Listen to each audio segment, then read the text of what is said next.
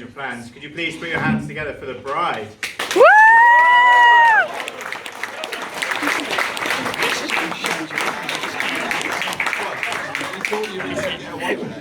Oh, he's in trouble now.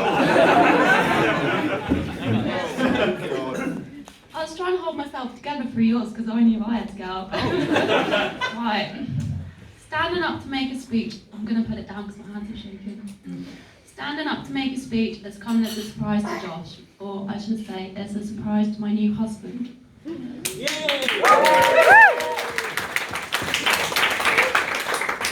I did jokingly ask Josh what he would do if someone stood up unannounced and wanted to say a few words. To which he said he would ask them to sit back down. So I'm hoping that's not about to happen. Sit back down. But as you stood up and said so many nice words about me, which I must now thank you for, as that line would have been a bit awkward if you hadn't. I thought it was only fair I also stood up and said a few nice words about me too. Oh, sorry. After all, it is the 21st century. It's so lovely to be surrounded by our family and friends to share this day with us. You have all made our day so special and one that we will never forget. I know that Josh has already thanked our parents, but I also want to express my thanks. Thank you to Karen and David for raising this man that I feel so lucky to have married, and for welcoming me into your family. And to my mum and dad. We'll leave that bit out. This is a wind-up. I know this is a wind-up. I don't trust that. And to my mum and dad, thank you for all of your love and support, and for always standing by me, and for welcoming Josh into our family. Also, thank you to my 3 bridesmaids, who have listened to my pre-wedding stresses, throwing me an amazing hen party, and didn't stress about the fact I didn't finally make a decision on their hairstyles until this morning. For those of you who don't know, me and Josh met online. We had a very romantic start to our relationship, with Josh's first words being to me, "What's your favourite biscuit?" Use that one then. It's better than send news. So there we were, bonding over chocolate bourbons through a computer screen. That was a strong subject choice with which he had stolen my heart. When it came to our first date, for those of you close to Josh, you will know his timekeeping is not the best, to say the least. I was so relieved when I walked down the aisle today to see you standing there. It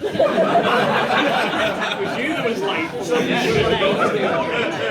Like, for a change, you were the one waiting for me. Unlike our first date, where Josh was nearly an hour late. 20 minutes. An hour. I was convinced he wasn't coming, but he eventually arrived, and I'm so glad I waited for him. As I like to remind him, he should be thankful I did, as otherwise we wouldn't be here getting married today. Of course though, we wouldn't be here today if Josh hadn't proposed. And this is the story that I would like to share with you all. The evening Josh asked me to become his wife, it was clear to see he wanted everything to be perfect. But for what he had planned, not a lot was really on his side that night. Here we go. The snow was lashing down and driving conditions were barely manageable. Josh had taken me out for dinner at my favourite restaurant.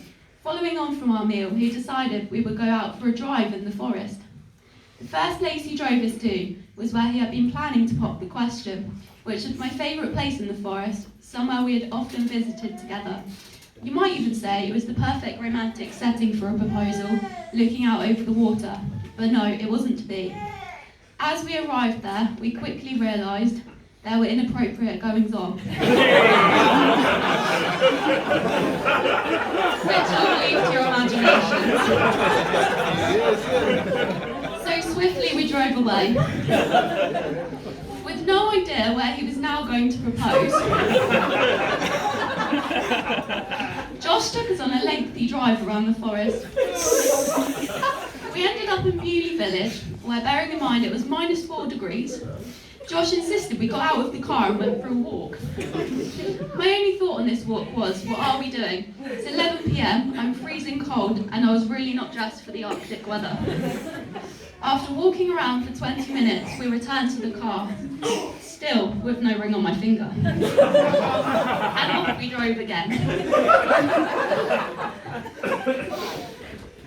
Many other places were stopped out en route, but 2 hours after leaving the restaurant, we finally pulled up to the place where Josh would propose. We had obviously taken the scenic route to get there, as out of the car window, I could see the restaurant where we had eaten dinner that evening. Though now that meal was beginning to seem like a distant memory. This time we stayed in the car. The reason for this was, he wasn't not going to make me endure the weather anymore. I think the real reason was, he didn't want to get snow on his jeans. So instead, he got down on one knee in the footwell of the car and asked me to become his wife. After pondering my options, I quickly decided it was far too cold to leave him waiting in suspense. Of course I agreed, and Josh placed the ring on my frostbitten finger. It's going to take me a while to get used to calling you my husband, and equally for me to be referred to as your wife. I truly believe that in you I have found my soulmate. I can't put into words how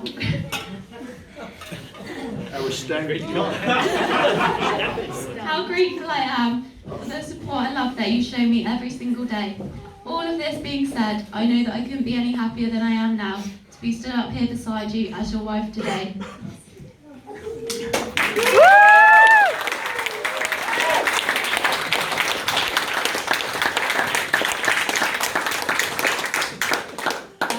The main reason for me doing the speech was I wanted to get more laughs than Josh. You've done it!